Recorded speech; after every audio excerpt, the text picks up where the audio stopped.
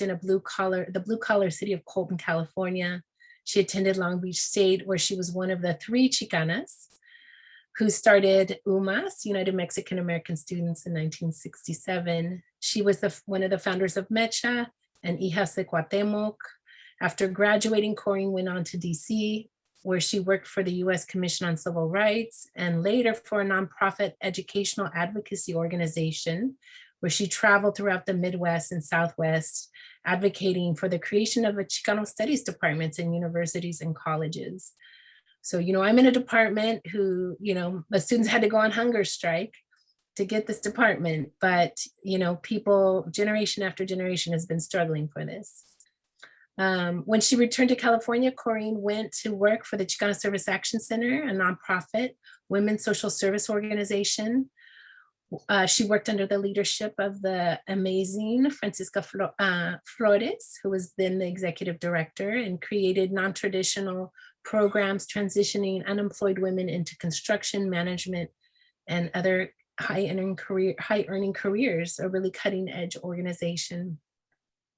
Corinne then went on to work for Proyecto del Barrio and expanded its services to include a comprehensive primary health care, employment, childcare, and perinatal social services. This organization is currently recognized as a leading Latino organization in the San Fernando and San Gabriel Valleys, with close to a $40 million budget, serving over 100,000 people in the community. Never forgetting her dream of becoming an attorney, because these are powerhouse women, Corinne went on to San Fernando Laverne College of Law at night while performing her employment duties by day. She graduated from law school, passing the California State Bar, and with 8 other women, she founded and served as the president of the Latina Lawyers Bar Association. She's been honored with the OTLI in 2004, bestowed by the government of Mexico in conjunction with the National Council of La Raza, as the most prestigious award given to an individual who makes the difference in helping the Mexican community in the US. Presently, Corinne has not slowed down. She serves as co-chair of the Southern California Workplace Partnership, appointed commissioner by the Los Angeles Supervisor Hilda Solis to the Commission for the County of Los Angeles Workforce Development Board, and appointed commissioner by Los Angeles Board of Supervisors Sheila Kuehl to work at the County of Los Angeles Hospitals and Healthcare Delivery. Welcome, Corinne. Thank you. So we wanted to just start with you sharing a little bit about where you grew up and what it was like for you to come to be admitted as the first generation, to come to college, what it was like to arrive at Long Beach, and how did you become active in student organizing? A lot of questions. Yeah. I come from a large family of 8 children. 2 of us went on to college. I was the first to go to Long Beach State. And when I transferred from San Bernardino Valley College to Long Beach State, much to my surprise, I wanted to become a physical ed professor, instructor. And much to my surprise, I got involved with the Chicano movement as a result of Ana. Ana and I both transferred from San Bernardino Valley, and we got involved there with the movement. I think what was important to us at the time, we were transferred students, and we knew the challenges to go direct from high school to a 4-year college. So it was a good bridge. And we realized we wanted to help the EOP students, the Educational Opportunities Program, and the Talent Search to recruit more young Latinos to the colleges. And that's how we began getting involved. What was exciting to me, Long Beach State, as being a first generation Chicano, was we went there with a commitment to help others. And UMAS, as Ana described, was there to help others. So it met with how we were raised and what we believed in. I think what was very unique in getting involved is because we were the first, there were no limits, there were no precedents, there were no already established programs. So we worked in unison with the Black African Americans.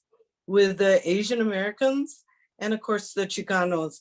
And it was through those coalitions that we built the various departments at Long Beach State. And we did it through a Chinese professor, Dr. Johnson, who merged us and linked us all together for a common cause. And to this day, I'm very multiculturally involved with the African American community and the Asian community. I continue that philosophy and practice from Long Beach.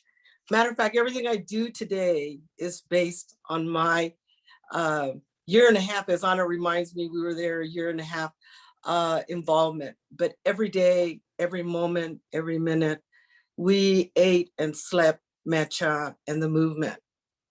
So the student involvement really created a focus at the time, not only on racial equality, but we were against the Vietnam War. We were looking at more educational opportunities for our Latinos.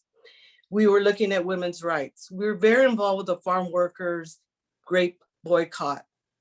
And to this day, I'm very supportive and a great admirer of Dolores Huerta and of course, Cesar Chavez. We also were very involved with ethnic studies at the time. These various involvements were issues at that particular era. And much of our involvement had to do with the unrest around the nation, particularly the Vietnam War. So all these activities, we didn't just talk about them. We marched, we protested, we fasted, we were there very in person to support all these causes.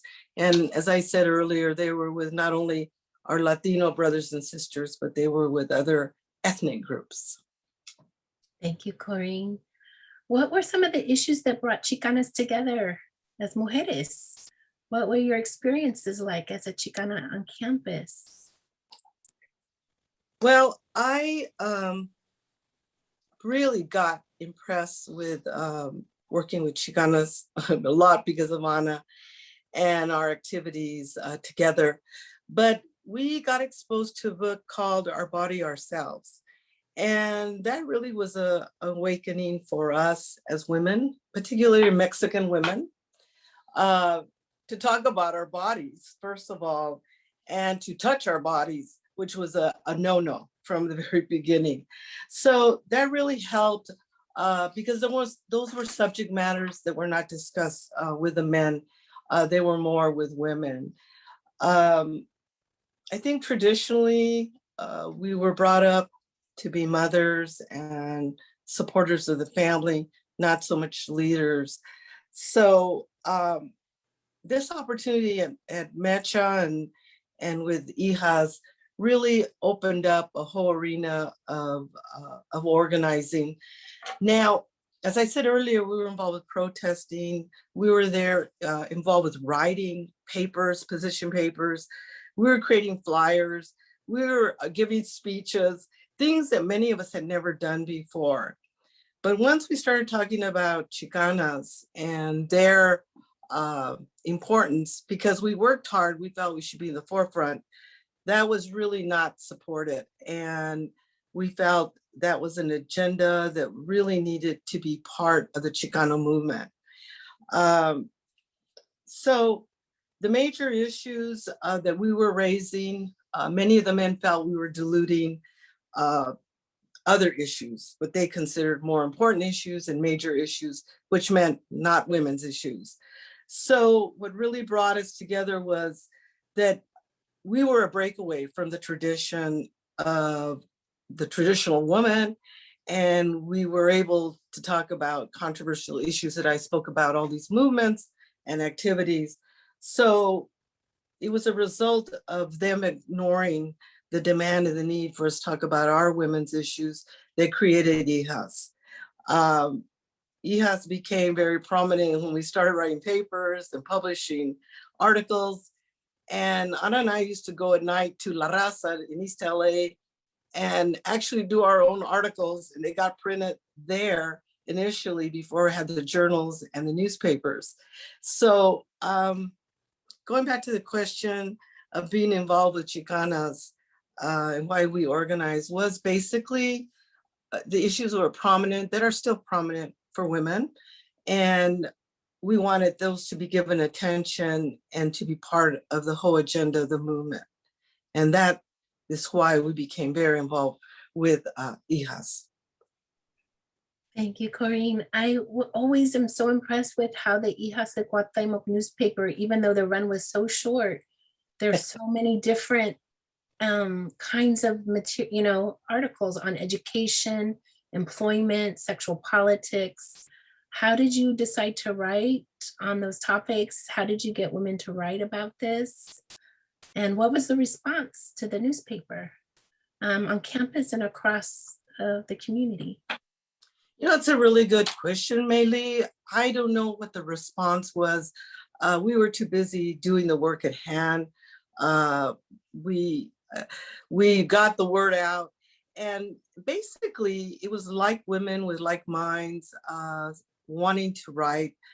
All of us never had done these things really in a professional or an expressive way as we did, because we were very, I would say, aggressive and in your face. And we felt that was necessary at that particular time. And actually today in my work as a lawyer and in working in nonprofits, you have to get in people's faces still. So Long Beach State was a launching ground for that. And the women in Mecha, really very, very intelligent and very active and did everything. And so when it came to writing, it was something we hesitated initially, but we felt nobody else would tell our story, share our story. So it was interesting as Letty read her poem, and many of us others that were involved just felt almost a duty to begin to write and get involved. So there was never any problem with getting our women to write about our experiences. I was wondering, I didn't send you this question, but I was wondering what it was like, the transition from campus to work in such amazing community organizations in LA, and where you really got your training at the Chicana Service Action Center and got to work with Francisca Flores. And what was that like to organize with Chicanas around employment and the things that you got to do with Comisión? I know you were also a member of Comisión Femenil Mexicana Nacional.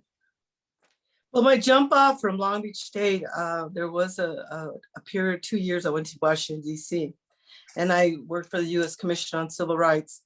And I just want to share with you that I was able to write articles there for the Digest, the U.S. Commission on Civil Rights Digest, on Chicano studies. Well, we called it Mexican American Studies at the time. So there was a transition of Long Beach State to Washington, D.C. And one of the biggest things in my life, and I think for all women, is exposure. We got to get exposure. You got to get out of comfort. You got to go to areas you're not comfortable and be able to promote and share the beliefs you have. I lost my train of thought. What was the question again? I'm sorry. Oh, we were talking about the bridge to. Oh, yeah. So actually, Anna's one says, Corinne, you should go work for Chicana Center. And I go, where's that? And it was in East LA. And I says, well, what do they need? Because one of the things I did at the U.S. Commission and working there as I wrote proposals. So as we all know, that is a writing skill and it's a difficult one. So Chicana Center was a nonprofit just starting, and there was so many lessons to be learned because it was all run by women. And the criticism and the stereotype still that women can't work together is totally falsehood. That women don't respect each other, that women are catty. That's just not true. Oh, we just want to remind everyone to mute yourself.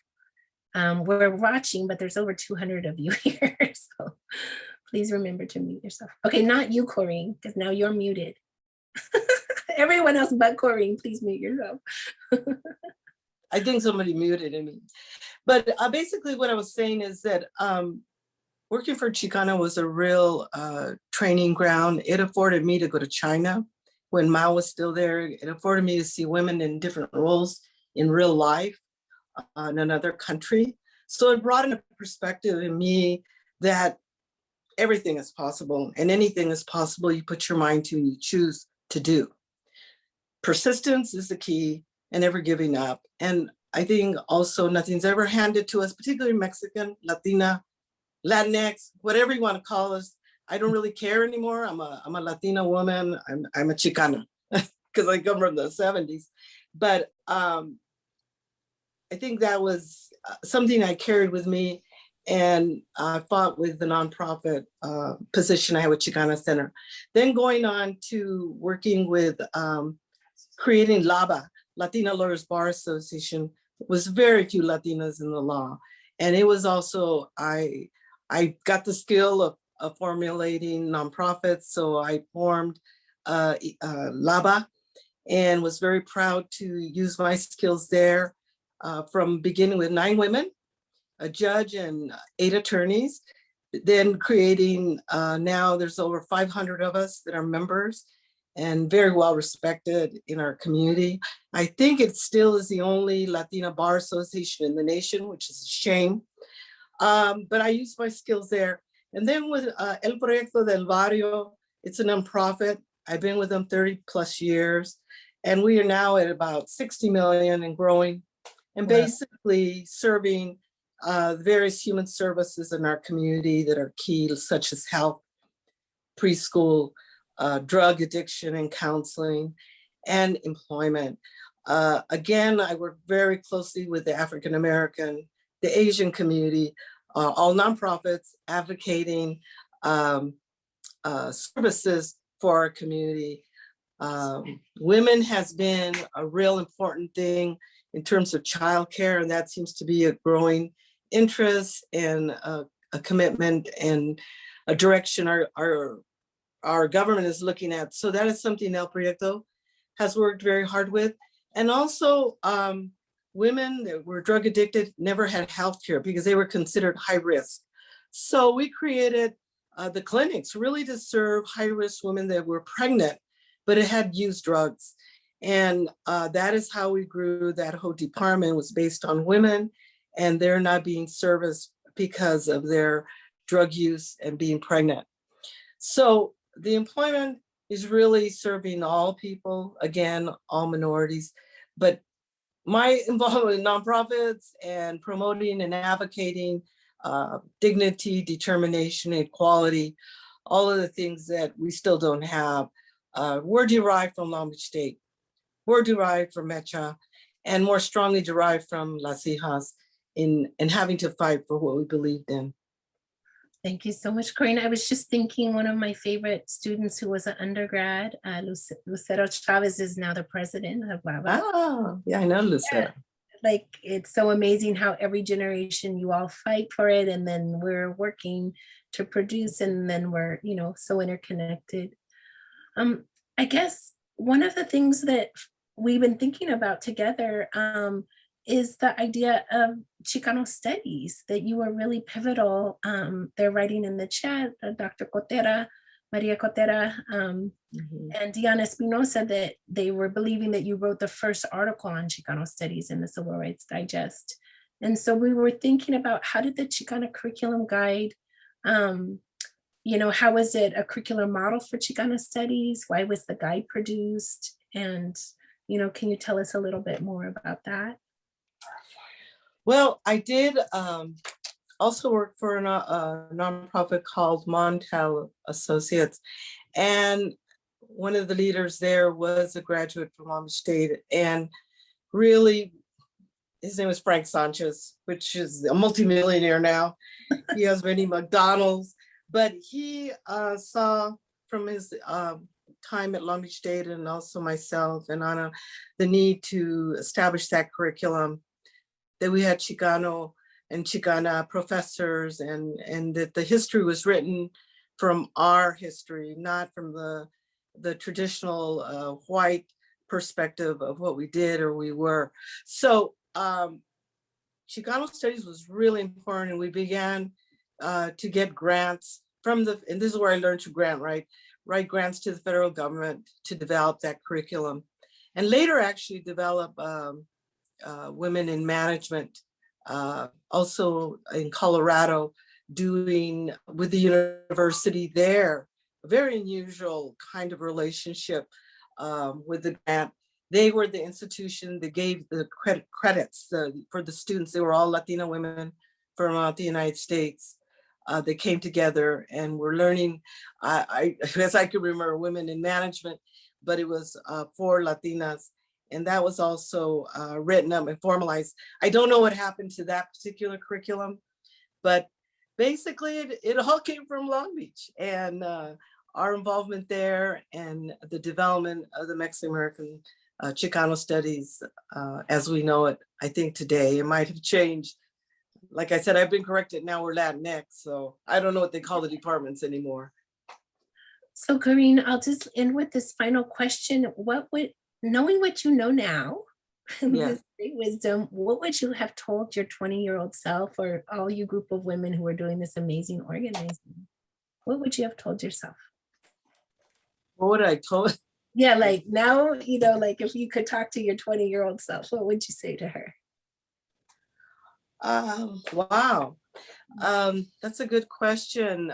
I think to believe in myself, to never give up, to continue to work in what I believed in, to be probably more multi-ethnic in my approach, because I felt we had common goals and common causes. And sometimes our Latino people didn't always agree with all of them. And so we would unite with the Blacks, or we would unite with the Asians, and we would get those kind of causes and issues promoted more so. So I think, and I still carry it in my heart and in my passion, is working across the board, helping women help themselves, to believe in themselves. I think I probably would have been more aggressive with the Chicana curriculum for women rather than the Mexican American studies. I think my 20-year-old self, it would have been told, really look at how you, as a woman from a family of 8, who really didn't want you to go to college because you're going to get married anyway, could attain that. So, I mean, you think of yourself that far back, I mean, you're really very idealistic, and to what sense naive, but also today with social media and other kinds of systems. I know this is kind of off the question, but I find that there's a lot of misinformation, even more so about women, and I'm sure about us as Chicanas, on social media and in rap music. I'm still finding some really disrespectful kinds of things being represented about our women. And so it's almost like things are moving so much faster now, where we used to write and, like Anna said, type. Now it's like fleeting moments and information passing. And how important now a 20-year-old person, not me when I was 20, but you as 20, have to be on top of all these dynamics going on and misinformation about us, and still about us as women, our history and our current status. When I walk into a courtroom, they think I'm an interpreter. When I walk into a courtroom, they don't really know how to interpret us as Latinas. When I go and I fight for advocacy programs at the federal, state, and local level, they still, look at us as first a woman and Mexicans. So, I think education, I would tell my 20-year self, stay with it, which I did, thanks to God. I think also to just never give up, never stop persisting, because in our heart, we know we're right for the betterment of not only ourselves, but our society and humanity as a whole, particularly now with all the disruption going on. I still find myself, my 20-year-old self, being persistent and fighting for us. Thank you so much, Corinne, for sharing. Thank you for inviting me, my dear. Yes. So we're going to transition now and maybe offer a little bit of tribute of how we think your work together has rippled into the world. So I'm going to share, I think I'm going to share. Okay, I do this for a living, so I think I'm going to share this PowerPoint with you all. And yeah, so as much as it's, what's interesting to me is it's my opportunity to celebrate Las Hijas de Cuauhtemoc 50-year anniversary, but it's also a 30-year anniversary for me. So Who wrote it? I met Anna, and I met Anna 30 years ago. And so we've been in each other's life for quite a long time, 1991, and I was about 20. I was an activist at Cal State Long Beach, and I was